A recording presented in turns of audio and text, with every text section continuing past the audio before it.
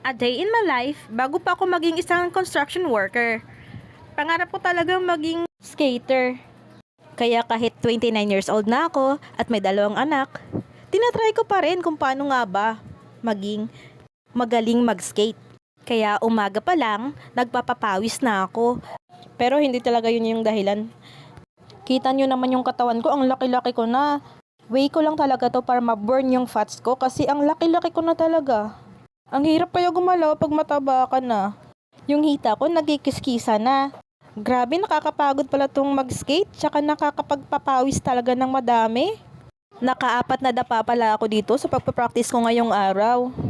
Nagpatulong ako magpa-video sa mga batang gala dito sa amin, char. Ito pala si Molon, ang cute na bata na anak ni Lovely. Tapos dito nakasalubong ko yung nagtitinda ng kalamay, tsaka kakanin.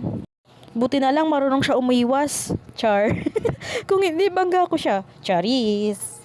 So ayan, pabalik na yung ate nyo. O tingnan nyo naman yan. Mahina lang yan. Hindi kasi marunong nang mabilis yan. So dahan-dahan lang tayo bago tayo madapa, char. Bye-bye!